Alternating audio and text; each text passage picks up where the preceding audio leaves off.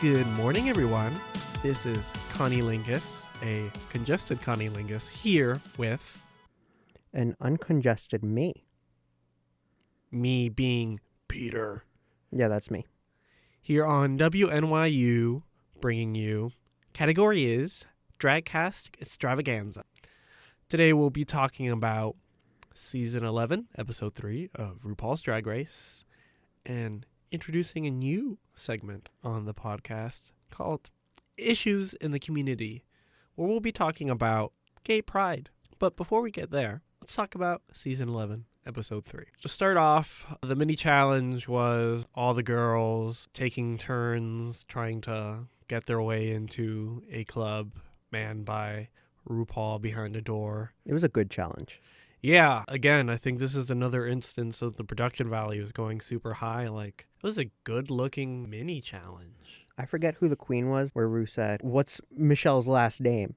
And she just fires back, "I don't know. What's her last name? You tell me." And I think that she probably should have won, but what can you do?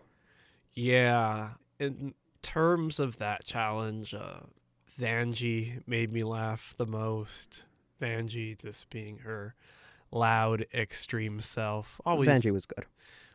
Plastique made me laugh. She also made Ru laugh, which is always great to see. Ariel is bad. Are you just saying that Ariel is bad in general, or that, like, the specific challenge? Ariel's kind of just bad in general. But okay, I'm with you there. We'll get back to her later, but she was bad in this challenge.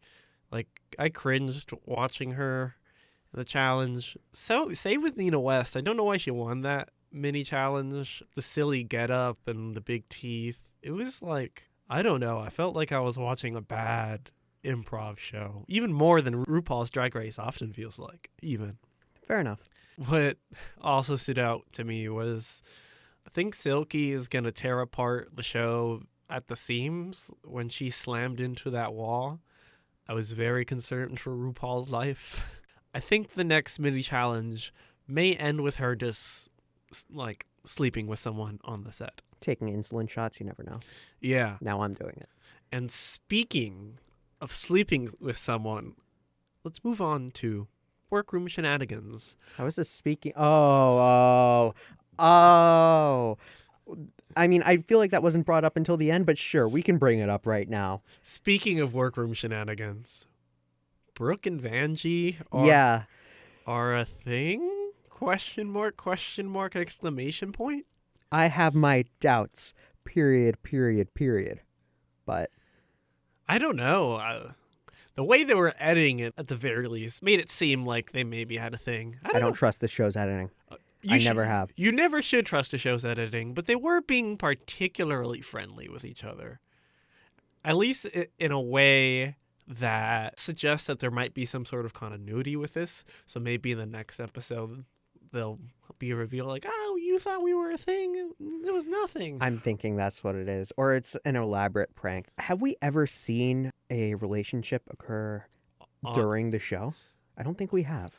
Let's see. On the screen, no. Off the screen, Willem with the producer that got him kicked off this season. Oh, well, sure. But, I mean, we've seen queens begin relationships off screen. If there has been one on screen, feel free to call me out. But I don't think that there has been. And, like, I feel like this has also been a show where there haven't been constant rumors of queens sleeping together.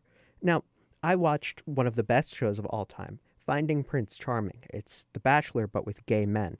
And by the best show of all time, I mean it's one of the worst shows I've ever seen. Okay. But everybody there was, like, throwing around rumors that the men are all sleeping with each other. Some would call that homophobic. Others would call that, yeah, they were acting really flirty with each other. But I've never seen rumors like that on Drag Race until last episode. Yeah, I don't know where they're going with this. They maybe are going to go the route of, I don't know, maybe they're trying to make the show more like, what's that show where everybody's in a house and... Big Brother? Yeah, maybe they're going to make it like Big Brother and try to introduce the relationships that develop a little bit more into the show, because people eat up the relationship stuff in Big Brother, so maybe they'll eat up the relationship stuff in Drag Race. But that show where everyone's in a house. That could be anything. That's yeah, you're not wrong, but nonetheless, I think there is a non-zero chance that it's just how we fooled you. It's nothing by the editors. I think it's a very, very high chance, but we'll see. We get to look forward to finding out. Yeah. So, other workroom shenanigans. I want to talk about Nina briefly, and I feel like in terms of leadership is one of the stronger leaders I've seen in the show, if not ever, just in a long time, just in terms of like hearing people out, allocating roles, like keeping things calm. Like Silky was talking all about her leadership skills, but Nina's bringing it with the HR. Connie turning on Silky here. Absolute 180. I mean, don't get me wrong. I'm going to be taking a slightly negative tone later on myself, but this is quite the development to see here. And it's interesting that Silky's perception is likely changing among fans as well. This is more so a comment on Nina than conversation to have about Silky. We could have that conversation about Silky once we get to talking about the runway and the maxi challenge. But yeah, kudos to Nina being a good leader. I feel like, if you ask me, she won that challenge a lot because just how she kept her team together and her leadership, because as we'll talk about, the other team didn't know what they were doing. I think she's a good leader, but she's not going to have the skills to back it up. Yeah. Her outfit was not top worthy. It was actually kind of boring. Yeah. At least that's my take on it. And I don't know if her performance was that standout. Don't get me wrong. If she scripted everything, Yeah. then like scripted the show, not like Mhm. her mini show, not scripted the series. But Yeah. if she came up with all of that, then yeah, very well done job. But I have seen nothing but disappointment out of Nina's outfit so far. We'll talk about the mop later.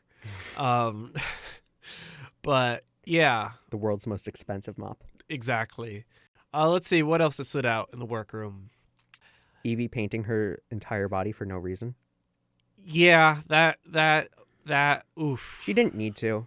I mean, look, I get it. She's an eccentric queen, but you didn't need to do that. That was not... No. You didn't need to. Yeah.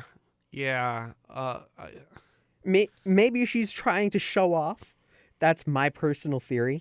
But she didn't need to. We didn't need to see it.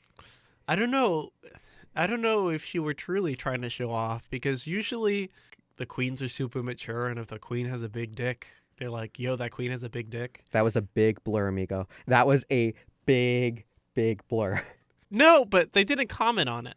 They didn't comment on it probably because they were jealous. Let's be real. Fair. But nonetheless, yeah, that pinkiness didn't make me as uncomfortable as Silky getting naked, but it was still It was weird. eyebrow raising. Why? Yeah, I don't know. Okay, Silky getting naked had a reason. This did not. Yeah, it's part of her art. At the end of the day, it worked for that outfit really well. The outfit was one of the best of the night, which we'll talk Outfit about. was the best of the night. So we can't give her too much slack. Let's stop beating around the bush and talk about the challenge already. Okay. So yeah, It was the best of times and it was the worst of times. legitimately, it was half of it was really, really funny. Comedy gold. I was just smiling the entire time. Everyone was really good except for Mercedes, and her role was so marginal in the challenge that honestly it's fine. If Mercedes wasn't on the winning team, then she should have been in the bottom two and probably should have been going home. I don't disagree with you at all. Arguably the same with Silky, and we'll get to that. Yeah, everyone was really funny. Vanjie. Give us a new voice, but I'm not complaining yet. I love Vanjie. I love her too. I think he's being robbed over and over and over again. I think that Vanjie stood out way more than Nina did. I laughed more at Vanjie's part than I did anything that Nina did. Nina was fine, satisfactory. And if Nina wrote everything, including Vanjie's parts, then I think that she deserves a lot of kudos for that. I agree. But let's be real here. Vanjie probably improv'd quite a bit of that. Just learn new colors. That's my only suggestion for her. She's so pretty regardless. One of my personal favorite jokes has been later, Rue says, the theme this time is orange or yellow, and like yellow would be it. And then Vanjie just comes out in red-orange. Like, everything's been red so far. I'm not complaining yet. Yeah. I'm not complaining yet. I'll be complaining if it keeps on continuing. Yeah, what we should complain about is just Scarlett's team. Just I don't feel like we should call it Scarlett's team necessarily because Scarlett wasn't that bad. I thought that her outfit was kind of weak, but I thought that there were She other looked people like whose performances and outfits were significantly weaker. Scarlett looked like a plantation owner the entire time, and it made me very uncomfortable.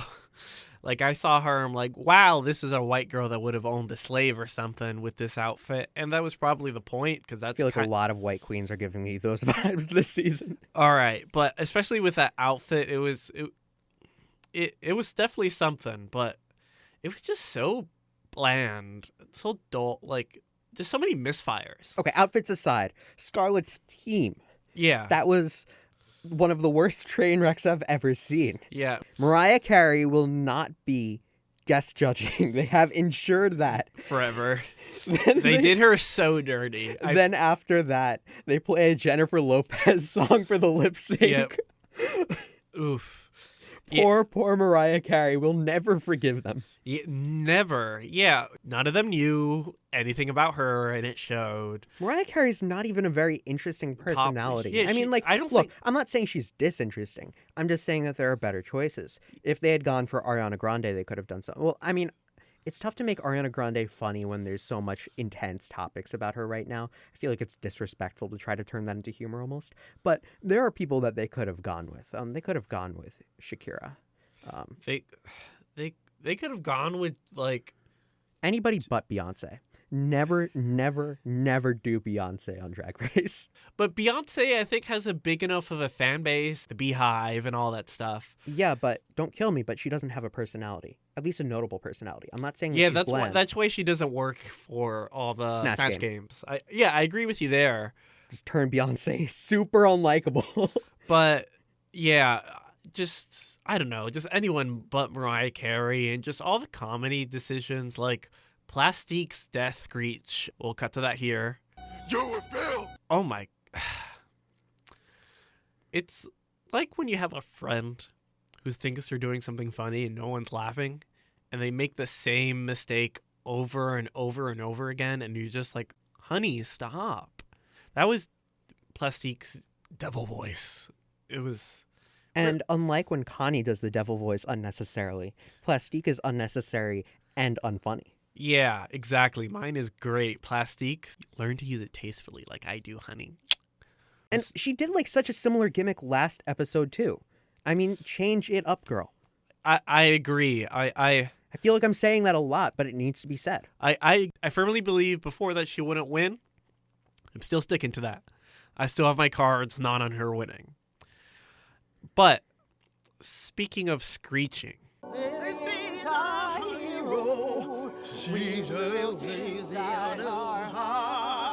she'll always be my baby, a single time. Now, isn't that just some of the worst singing you've ever heard ever? It kind of reminds me of that challenge in Derek Barry's season where Derek and two other people were singing together, and Derek was like super singing it. Everyone else wasn't like singing it as exuberantly as he was, so it was just like a mishmash of just enthusiasm and like vocal inflection, and it just sounded off.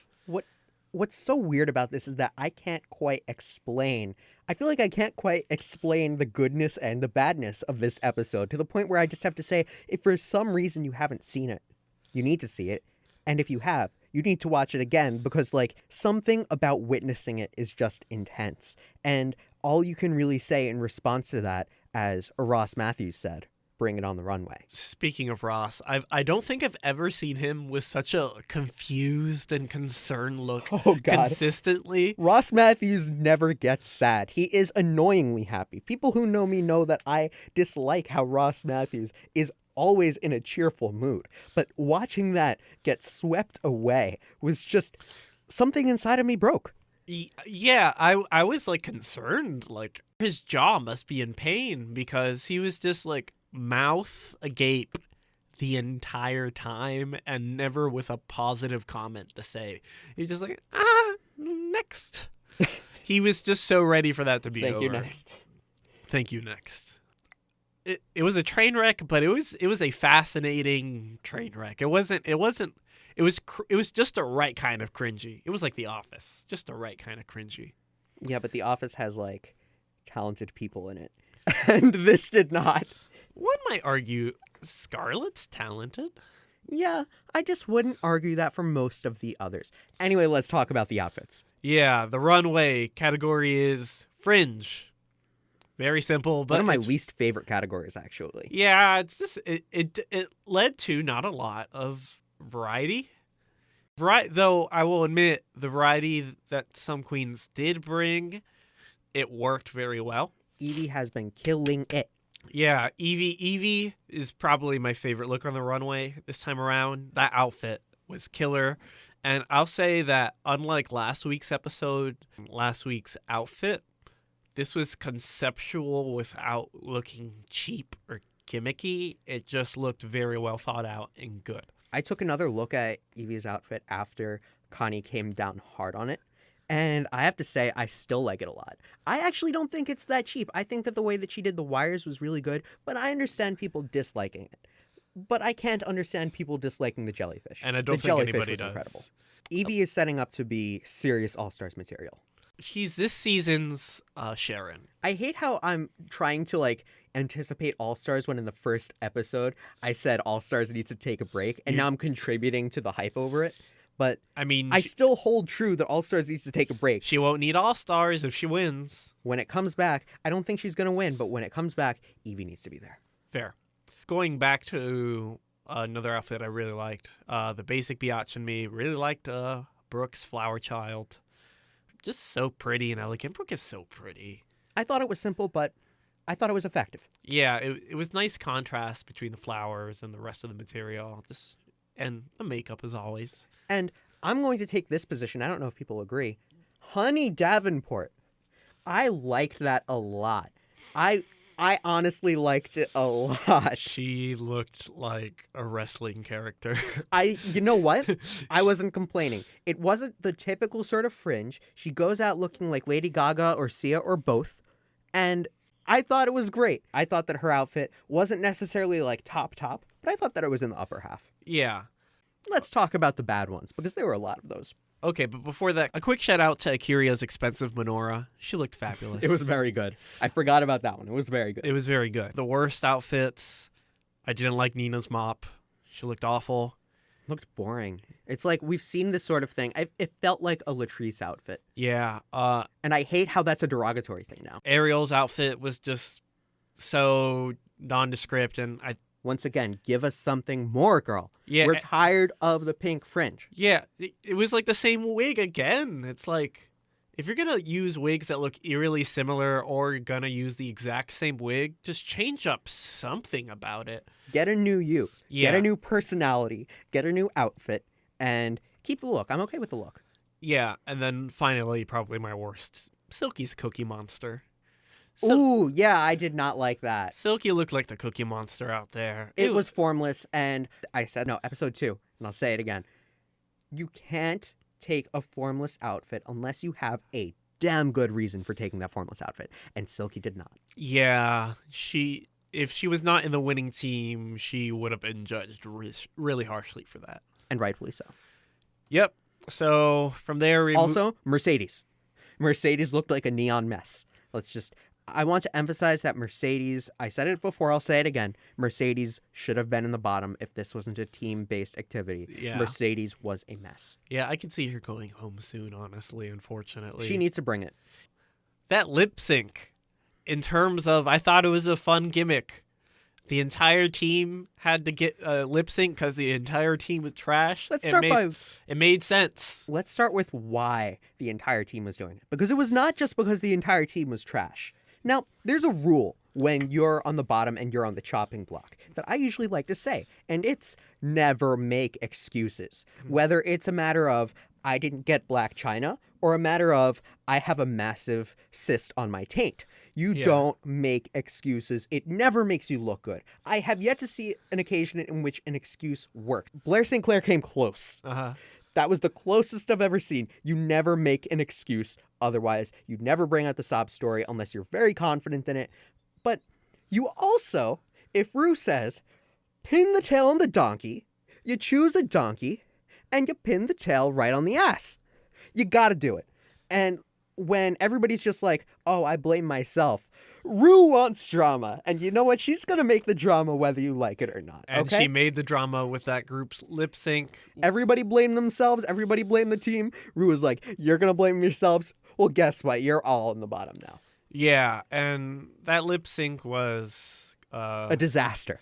Yeah, it was very crowded. I don't think they'll ever do that twist again. I wish that we could show audio of Honey jumping off the stage. Yeah, that, like, just, like, I wish there could be, like, an audio transcription of Rue's look of, what is this woman doing? Like, you could tell the second she jumped off and, like, her shoe came off and she was kind of just, she was just crawling around. Rue was like, all right, this is a little trashy. The camera spent way too much time focusing on that, but you know what? I think it was just the right amount of time, actually. Not too much, because that was just such a disaster. Yeah, Honey jumping off stage, looking as if she's jumping off a cliff, because that's exactly what she was doing. Robbie Turner did it really well in that roller skate lip sync. Like, it worked as a dramatic finish. In this, it was like she jumped and then she crawled around.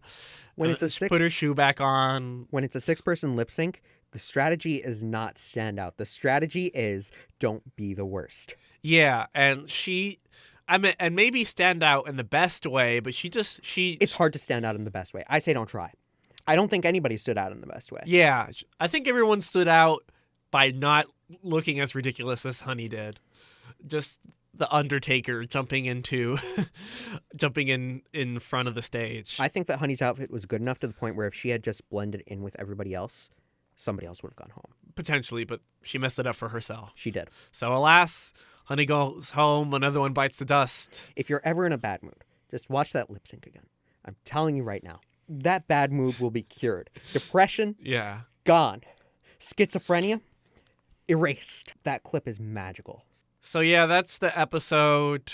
We don't ever talk about Untux, but we'll just very briefly, Silky bit getting weird, Nina's reaction face. Here's where I'm going to come down on Silky hard, okay?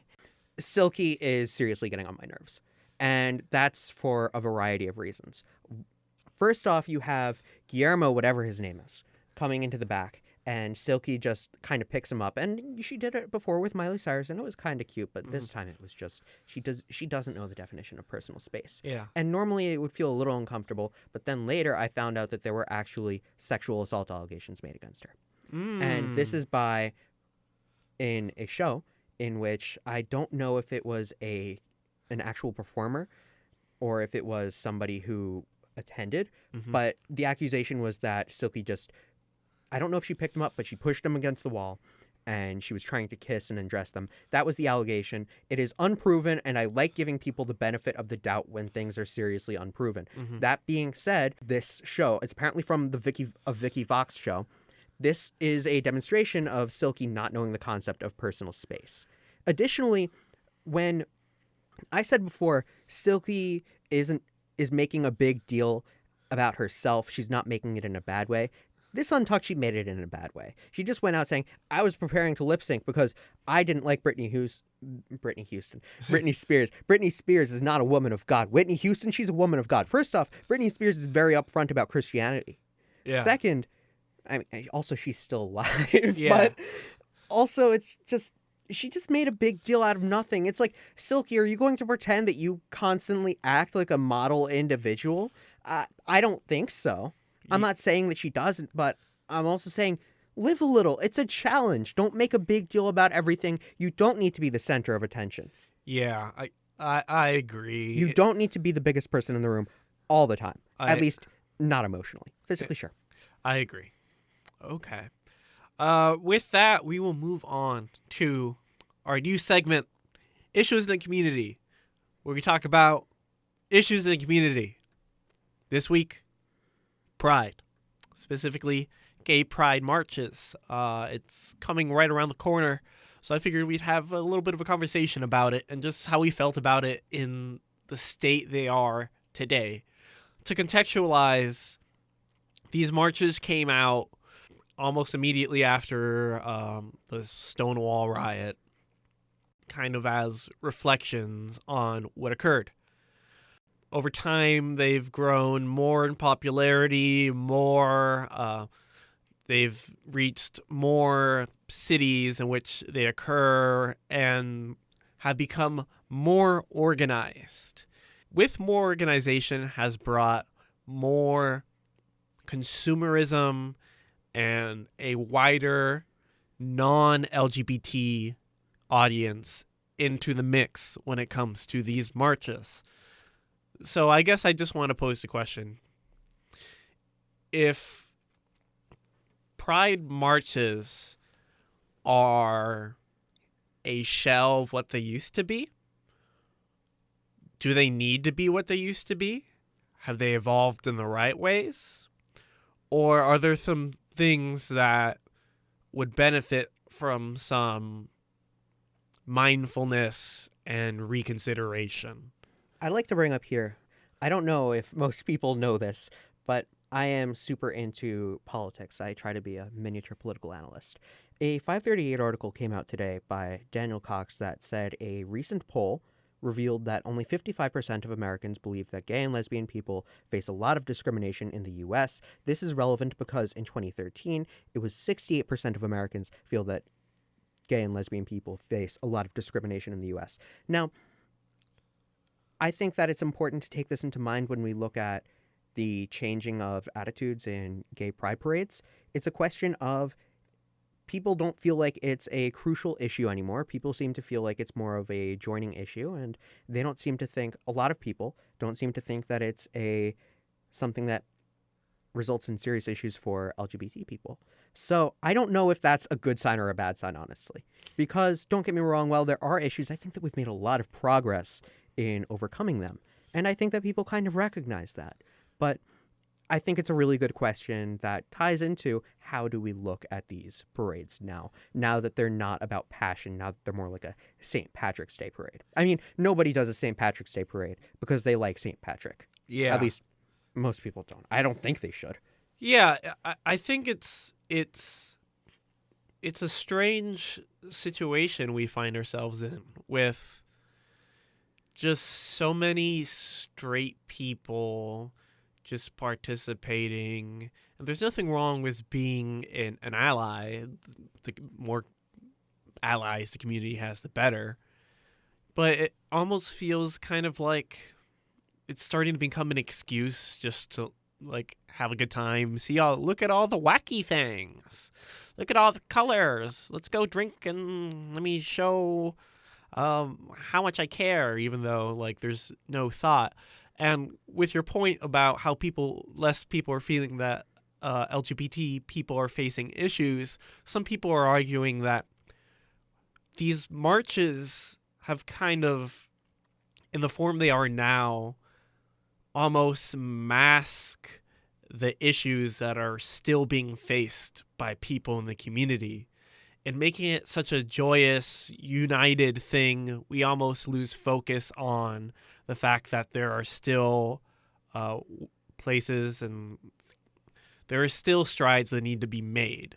And by it being so hunky-dory and it being so commercial and it becoming so non-confrontational, like it used to be confrontational in a way that historically over time it's lost it in order to gain wider appeal.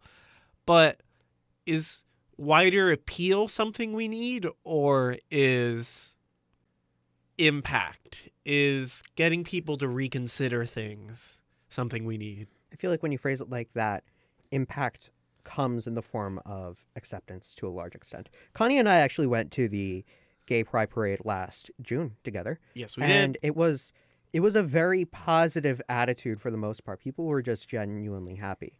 And then because we're in New York, when they start doing chants on the subway, I kind of roll my eyes and try to tune it out.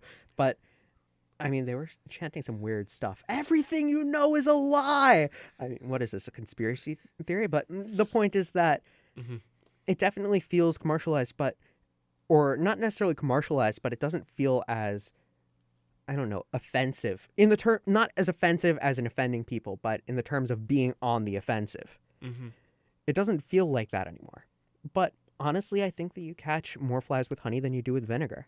I think that it's a good way to kind of reel people in and make them sympathetic to the beliefs held by the people who started the pride marches. Yeah, definitely. It's a big issue and one that may be worth returning to in the future. But yeah, definitely one worth discussing. Let us know your thoughts in the comments. Like and subscribe. Hit that bell button. And with that cheesiness is our episode. Thank you so much for listening. This is Connie Lingus here with Still me. his name also being Peter. Super special thank you to Miss Darling for their song Young Lovers that's used in the intro and outro of this podcast. Thank you so much and have a lovely day.